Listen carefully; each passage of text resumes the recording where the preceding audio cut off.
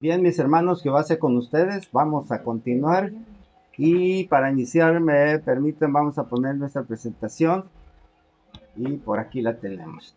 El canon de la Biblia, el origen, es lo que estamos nosotros analizando y vamos a, permítanme,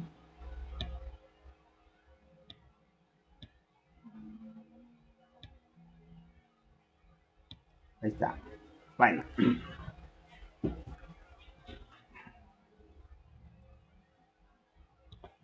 bien, el día domingo, este, llegamos hasta, ya analizamos parte de esto de lo que continúa, que estamos analizando la formación de la Biblia, como les comentaba el domingo, ya no a través de un análisis global de la formación propiamente de la Biblia, sino que analizamos a través de la vida de personajes y sucesos principales y vamos a tratar de entender el proceso de formación de la escritura de la Biblia. ¿Por qué? Porque llegamos a una parte muy importante y es lo que vamos a, que ya lo vimos el domingo, pero quiero reforzarlo hoy y es precisamente cómo las formas en las que se comunica Dios con los hombres. Por lo tanto, vamos a pasar a ponerle la diapositiva que corresponde y me permiten, vamos a ir a la diapositiva 18. Bueno, vamos a empezar a partir de ahí, de esta gráfica que estamos viendo y que corresponde sobre todo a esta segunda parte en donde Jacob llega, eh, bueno, para que veamos el contexto de esto, vamos a ver cómo Jacob huye de su hermano Esaú y de su casa porque Esaú amenaza con matarlo. Y él huye y se va hacia Aram, en donde está su tío abuelo que es Labán, hermano de Abraham. Eh, y por ahí en el camino, él dice que se durmió y soñó con una escalera desde la tierra hasta el cielo por la que subían y descendían ángeles y en lo alto Dios, quien aquí nuevamente le reitera la promesa, recordando que la promesa es la que hace a su padre abuelo, a su abuelo Abraham y después a su padre Isaac, en la cual Dios les promete que les dará una tierra en donde van a ser una gran nación y que van a henchir la tierra con gente que no será capaz ni de contarse, como las arenas del mar o como las estrellas del cielo. Esa es en síntesis la promesa y esa se la reitera nuevamente a Jacob. Yo les comentaba el domingo que la escalera de Jacob, esta visión es muy importante y quiero subrayarlo mucho porque lo que hoy vamos a ver, mis hermanos, es precisamente esa manera en la que nos comunicamos o tenemos esa conexión con Jehová nuestro Dios.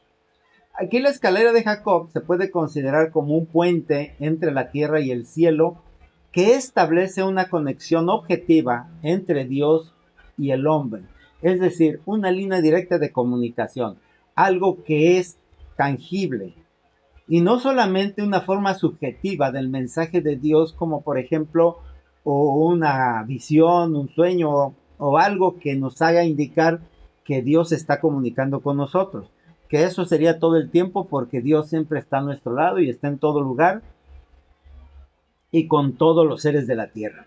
Bueno, eso es lo que nosotros entendemos por la omnipresencia de Dios, así como su omnipotencia. Y bueno, lo que vimos sobre todo esto, que el día domingo estuvimos viendo las formas en las que se comunica Dios. Si ustedes recuerdan, les voy a recordar que esta, oh, permítanme, se adelantó. Y vamos a ver.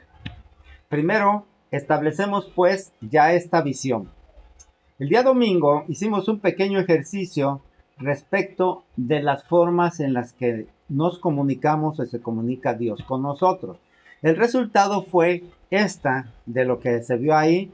a través de la oración, de la escritura, de la predicación, de la naturaleza o de las cosas hechas mediante el Espíritu, en nuestros pensamientos a través de los sueños, pero también de hechos que nos suceden, cosas que nos pasan y de las acciones que podemos hacer nosotros y que manifestamos entonces hacer la voluntad de Dios y la voluntad de Dios en nosotros. Esto fue lo que el día domingo estuvimos sacando y fue la contribución que ustedes vieron. Yo les preguntaría a mis hermanos si falta por ahí alguien, algo, si faltaría algo o creemos que está completo. Bueno, esas son algunas de las formas. Tal vez haya alguna otra manera, alguna otra forma. Pero, en síntesis, o las maneras comunes. Vamos a ver, entonces, ahorita, también, y a manera de analizar esto, y condensarlo en tres grupos, y eso anterior que vimos lo podríamos poner en tres grupos. Yo le estoy poniendo aquí como título a esta gráfica como el mensaje de Jehová. ¿Se acuerdan que el domingo iniciamos con ese himno, el mensaje de Jehová? Y hoy iniciamos con otro himno muy parecido, que es muy hermoso, en el cual nosotros suplicamos que Dios nos hable y, como dice el himno, en dulces notas, que nos dé el ánimo y que nos dé la fortaleza para seguir adelante, para hacer y porque esperamos su reino. Si nosotros ponemos atención a ese himno, pues es muy bonito y habla precisamente del deseo que nosotros tenemos de esa comunicación con Dios. Aquí miren mis hermanos, estoy poniéndolo en tres grupos.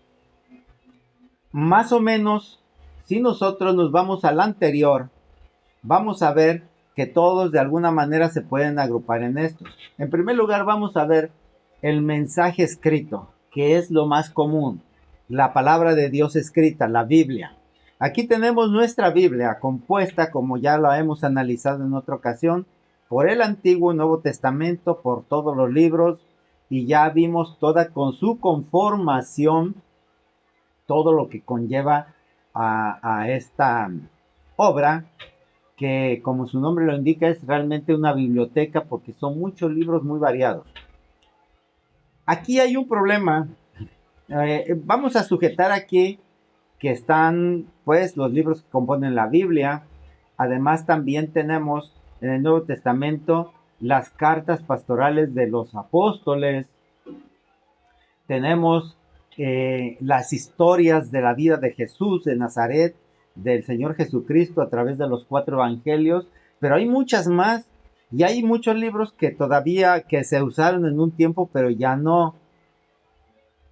Importantes como por ejemplo los dichos de los 12 apóstoles o la Didache, el libro de Enoch, etcétera, que en un momento formaron parte de la escritura, pero que ésta ha tenido su evolución y que hoy en día nosotros en lo particular utilizamos la versión Reina Valera.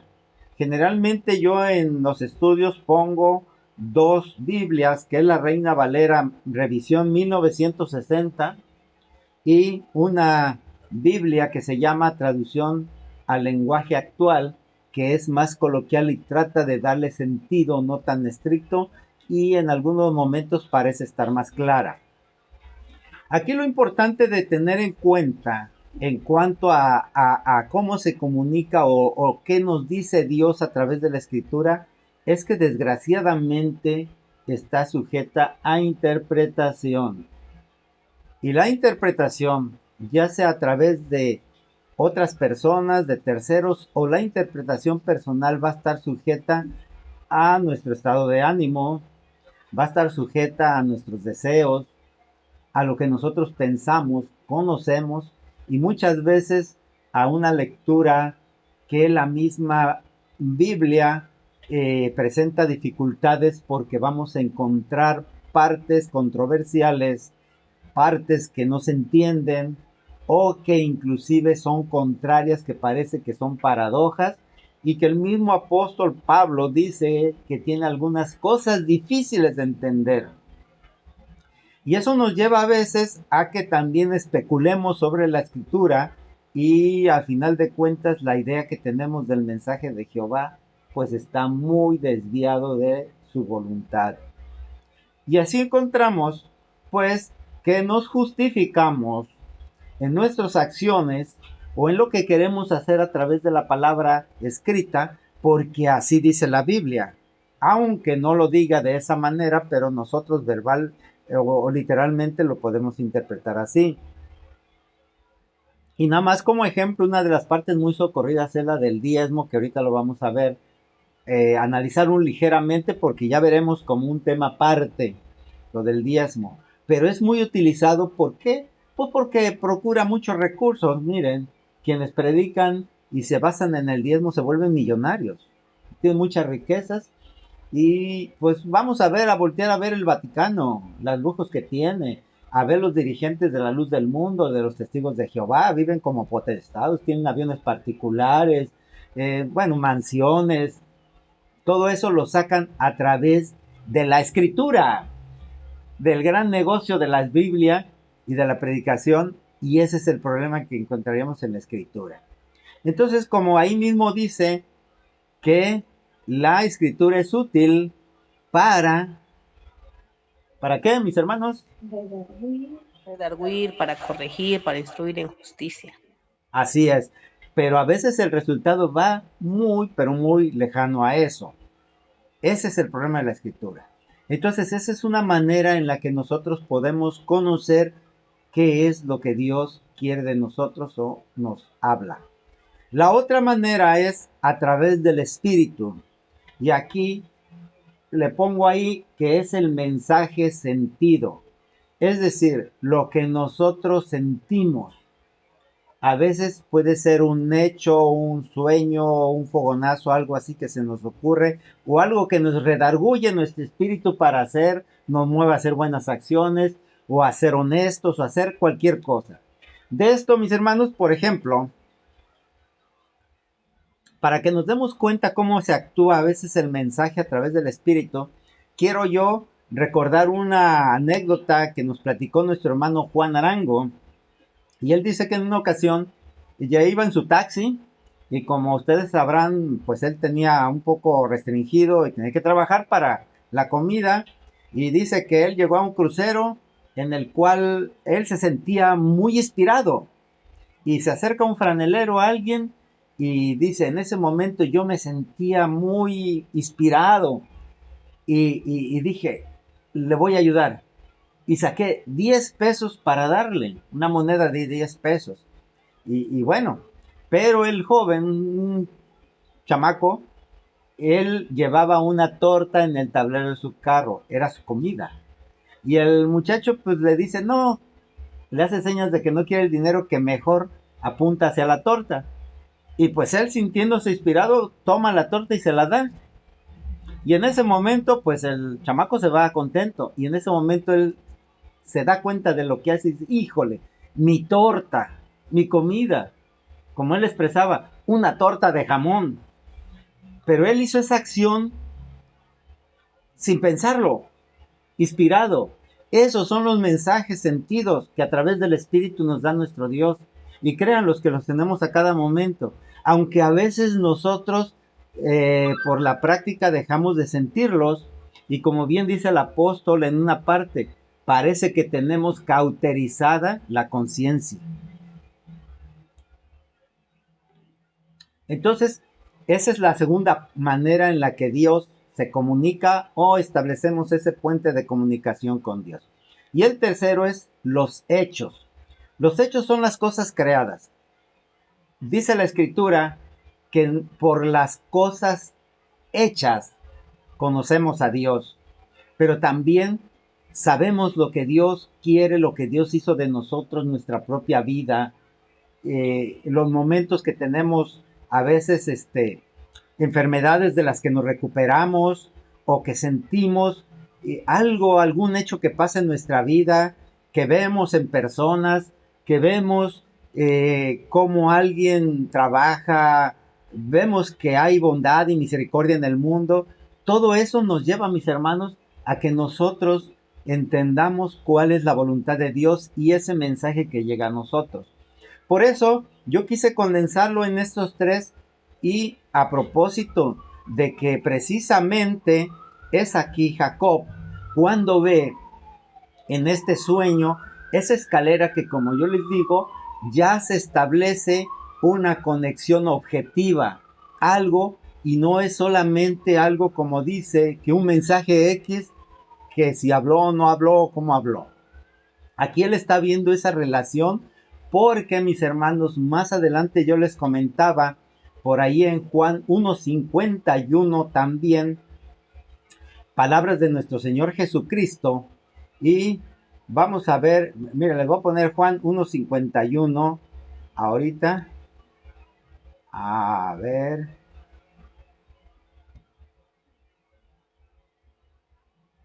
permítame, Juan 1:51 y nos vamos hasta Juan 1. Esto sucede, mis hermanos, cuando el Señor Jesús estaba juntando a sus apóstoles. Y aquí hay algo muy curioso, se los comentaba el domingo, que cuando proselitó, cuando llamó a Felipe, dice, eh, en el contexto Felipe era de Bethsaida, donde también vivían Andrés y Pedro. Ahí Felipe se encontró con un profeta llamado Natanael, o él lo fue a buscar y le dijo: hemos encontrado a aquel a quien Moisés escribió en la Biblia y del que también hablan los profetas, Jesús de Nazaret, el hijo de José.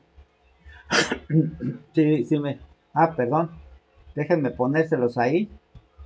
Ahí está. Si vemos ahí en la lectura, Natanael, o sea, le dice: ¿y acaso puede salir algo bueno de Nazaret? Y Felipe le dice: ven, ven y lo vas a ver, compruébalo, contestó Felipe. Entonces, cuando Jesús vio a Natanael que se acercaba, le dijo: he aquí un verdadero israelita en quien no hay engaño. Eso Natanael le dice: ¿y tú cómo me conoces? ¿De dónde me conoces? Y Jesús le dice: yo te vi, me fijé en ti cuando estabas bajo la higuera antes que Felipe te llamara. Es decir, no había nadie, estaba solo Natanael. Y Jesús le dice: yo ya te vi que estabas debajo de una higuera. Entonces Natanael entiende quién es y le responde: maestro, tú eres el Hijo de Dios y el Rey de Israel. Vean que primero Natanael le dice: ¿cómo creen que de Nazaret va a salir algo bueno? O el hijo de un carpintero. Pero cuando Jesús le dice que lo vio antes de que siquiera Felipe se acercara, entonces él se da cuenta quién es. Y Jesús le dice algo muy importante: ¿crees esto solo porque te dije que te vi debajo de la higuera? Dice: vas a ver o veremos cosas más sorprendentes que estas, que una simple visión o algo que... Y luego les dijo a todos: les aseguro que ustedes verán el cielo abierto y verán también a los ángeles de Dios subir y bajar sobre mí, que soy el Hijo del Hombre. Ya ven, mis hermanos, lo que vio Jacob, hoy lo tenemos nosotros. Ese puente de comunicación objetiva es Jesús, como en sus mismas palabras. Esa escalera que está a los cielos abiertos. Acuérdense que él dice que solamente cuando nos acercamos y a través del bautizo, que nacemos de nuevo, que somos verdaderos hijos de Dios, porque nacemos del Espíritu, no solo de la carne, podemos ver el reino de los cielos. Eso es lo que le dice al sacerdote, a Gamaliel. Si no naces de nuevo, no podrás ver el reino de los cielos. No quiere decir que si no nace de nuevo va a entrar. No, mis hermanos, no nos engañemos. El hecho de bautizarnos no nos da la entrada gratuita y directa al cielo. Nos da la capacidad de verlo. de entenderlo y de allegarnos. Pero es una tarea personal la que hemos de hacer. Y por eso es tan importante estas, vamos a decir así, el establecer esa comunicación o esos mensajes de Dios a nosotros. He ahí pues la gran importancia de esto. Y bueno, ya vimos pues entonces cómo se da esto. Vamos a pasar ahora aquí a esta otra parte, continuando con el relato de lo que le pasa a Jacob. Y después de que ve esta visión, él termina en ese pasaje, y si lo podemos leer ahí, Génesis 28, 20, 22, dice, e hizo Jacob voto diciendo, si fuere Dios conmigo, y me guardare en este viaje en que voy, y me diere pan para comer y vestido para vestir, y si volviere en paz a casa de mi padre, Jehová será mi Dios, y esta piedra que he puesto por señal será casa de Dios, y de todo lo que me dieres, el diezmo apartaré para ti. Yo les comentaba que aquí nace precisamente la idea del diezmo. Aunque, miren, ¿por qué es esto? Aquí lo importante de esto es cómo Jacob condiciona, y aquí surge este condicionamiento del hombre hacia Dios y con esta idea del diezmo. De lo que me des, yo Señor te ofrezco. Y aquí, miren mis hermanos, lo importante de esto, como les comentaba el domingo, es importante señalar ese compromiso que honestamente se plantea ante el beneficio recibido, y es el compromiso de corresponder y estar completamente comprometido a cumplir. Perdón por toda la redundancia que acabo de hacer, pero esto es con el fin de que se entienda o que se comprenda el concepto de la honestidad.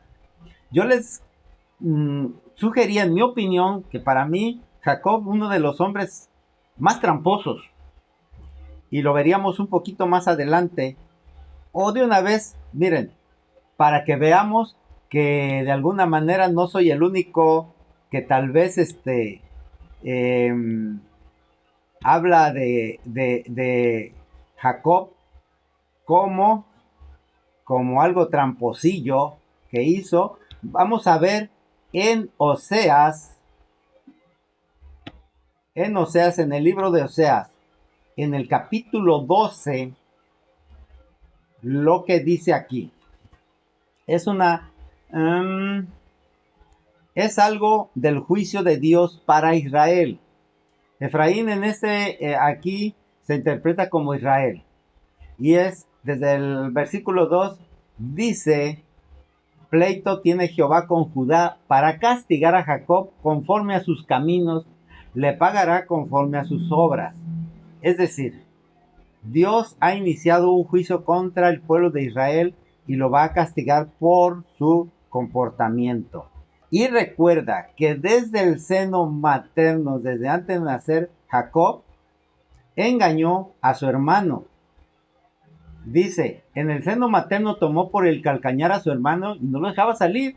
Y además, también habla de cómo peleó y venció al ángel. Y cómo llegó a ser hombre de Dios ahí en Betel y luchó con un ángel y consiguió vencerlo. Y bueno, venció al ángel y prevaleció. Pero aquí viene lo bueno. Lloró y le rogó en Betel, le halló y ahí habló con nosotros. ¿Sí?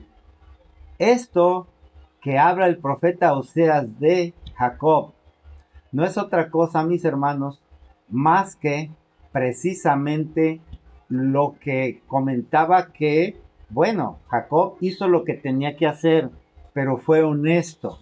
Y aquí dice, Señor, si tú me prosperas, yo te voy a servir.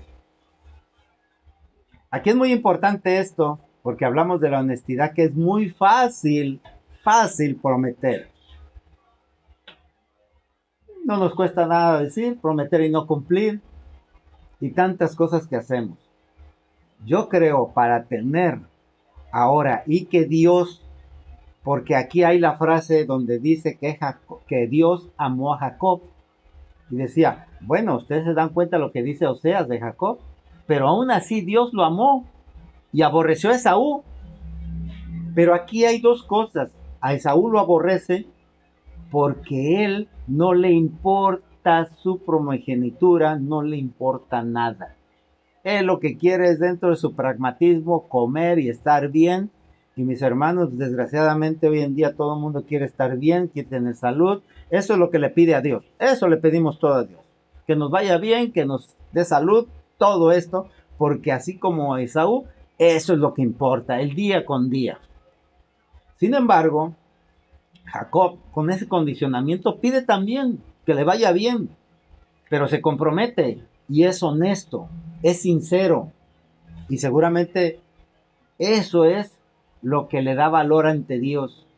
Entonces, si nosotros somos capaces de pedir algo a Dios, tenemos que ser capaces de cumplir.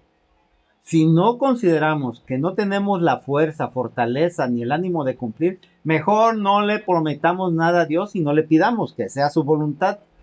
Créanlo, Dios nos ama y nos da todo. No como quisiéramos, pero nos da. Así que es mejor estar tranquilitos, digo yo.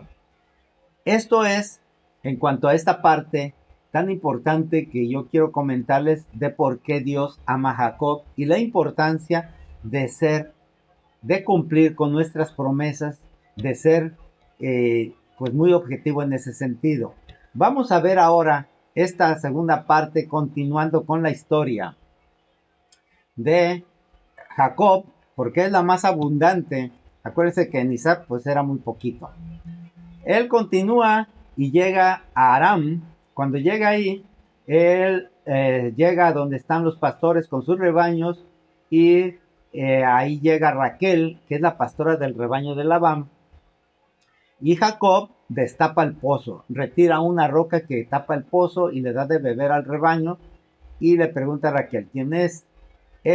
Raquel Raquel le pregunta quién es, se lo comunica a su padre y Labán acoge a Jacob, a quien Jacob le sirve 7 años por Raquel. Pero Labán le da primero a la hija mayor, que es Lea, y pues no le gusta mucho a Jacob, pero se aguanta. Después le dice que le servirá otros 7 años por Raquel y después de eso ya Raquel se convierte en su mujer. Pero aquí hay similitudes en la narrativa de la Biblia porque Raquel es estéril, así como lo fue también la mujer de Abraham y la mujer de Isaac. Pero a diferencia en las que la esclava en el caso de Sara o la otra, eh, pues maltratan a la mujer amada, aquí es Raquel la que desprecia a su hermana Lea, porque Jacob está enamorado de Raquel, no de Lea. Pero esto, mis hermanos, aquí hay otro punto de sinceridad también y de cómo Dios recompensa a veces las acciones. Porque a Lea le concede hijos y no a Raquel. Sin embargo, bueno, ya con calma y viendo también la escritura, tiene varios hijos. Raquel, pues, le dice a Jacob, pues, ¿sabes qué? Para que tengas hijos como si fueran míos, te doy a mi esclava y cuando ella dé a luz, que lo haga en mis rodillas y vamos a fingir o a ver como que es hijo mío. Y tiene hijos de la esclava de esta. Lea también hace lo mismo y le da más hijos, pero por fin, Raquel llega a concebir y le da los últimos dos hijos que son José y Benjamín. Ya veremos la historia de José y Benjamín, muy hermosas también, y las grandes lecciones que nos dan, los mensajes que nos da Dios. Así que entre las dos mujeres y las dos siervas le dan los 12 hijos a Jacob. Aquí está la historia. Y dos mujeres, dos siervas y 12 hijos son los que conforman las 12 tribus de Israel. Y ahí nace. Hay que recordar que Después de esto, Jacob es prosperado ahí con Labán y no lo quiere dejar ir. Y con trampas y engaños, pues Dios favorece a Jacob y se hace muy rico. Entonces los hijos de Labán o sus primos murmuran contra Jacob y él se ve obligado a irse. Lo persigue Labán y Dios le advierte a Labán que no le haga mal. Sin embargo, Labán lo va persiguiendo. Y esta es la parte muy interesante también que vamos a ver. Eh, pues lo alcanza Labán y Jacob le reclama por qué lo está persiguiendo. ¿Por qué si él, Labán le dice que por qué huye, por qué se lleva a sus mujeres? Ahí hay una discusión entre ambos y a final de cuentas, Labán le dice, bueno, ¿tú por qué tenías que huir? Y además, ¿por qué me robaste? ¿Sí? ¿Por qué me robaste mis ídolos, mis dioses? Y aquí esta parte es muy importante. Y bueno, eso es lo que reclama Labán a Jacob. Y Jacob le dice, bueno, yo no te he robado nada, busca en el campamento. Y Labán busca todo, pero no encontró nada. Sin embargo, Raquel sí se llevó los ídolos de su padre, los dioses, pero Raquel los escondió debajo de un aparejo de un camello y se sentó encima y le dice a Labán que no puede pararse porque está menstruando, está en sus días y pues por lo tanto no revisa ahí esa parte donde están los dioses. Ya convencido Labán pues le dice bueno ok y ahí levantan algo que se llama un mojón que es un montón de piedras para una señal y dice, a partir de esa señal, tú para un lado y yo para el otro, y no nos vamos a agredir. Cada quien se va. Y ahí hacen un juramento. Aquí juran por el Dios de Abraham y el Dios de Nacor. Dice, el Dios de Abraham y el Dios de Nacor juzgue entre nosotros, el Dios de sus padres. Y Jacob juró por aquel a quien temía Isaac, su padre. De aquí, mis hermanos, ahí surge esa pregunta importante. ¿Quién es el Dios de Nacor? ¿Quién es el Dios porque jura Jacob? Además, si nosotros recordamos cómo salió o dónde vive Labán, que Labán se queda en Aram cuando sale de Ur de los Caldeos, el padre de ellos, de Abraham y de Labán, y Labán se queda ahí y Abraham se va a la tierra que Dios le indica. Yo les comentaba, y dentro de lo que posiblemente Abraham ya tenía una idea del Dios único, no de los dioses de un panteón o de politeísta como eran los caldeos. Pero al parecer aquí surge otra cosa. ¿Quién son esos dioses familiares? ¿Quiénes son o qué pasa ahí? ¿Por qué tiene otros dioses? Al parecer todavía no se conoce al Dios Jehová. Tienen una idea.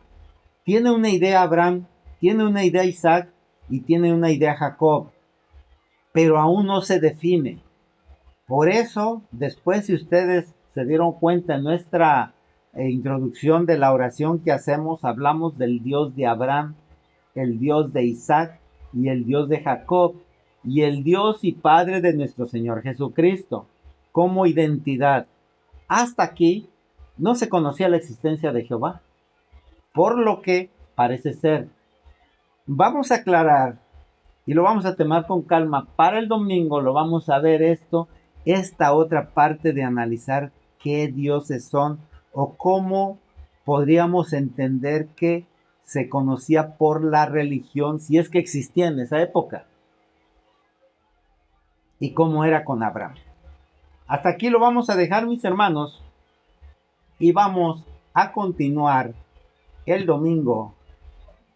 em,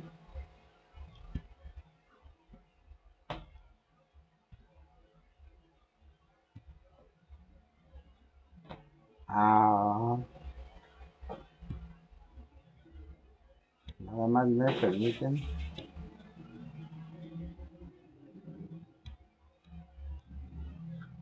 Vamos pues entonces ya a dar por finalizado el día de hoy, y vamos a continuar, como les comento, esta parte porque quiero tomarla con más calma y analizar cómo era la idea que se tenía, y sobre todo lo que correspondería a la, a la idea de Dios, y cómo hoy nosotros ya no podemos estar en la misma posición que estuvieron Abraham, Isaac y Jacob, porque tenemos pleno conocimiento.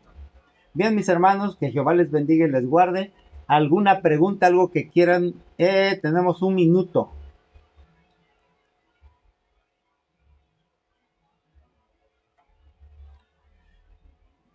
Bueno, entonces el domingo que se hará por esto, y el miércoles vamos a completar lo vamos a ver esta parte de este tema. Que Jehová les bendiga y les guarde.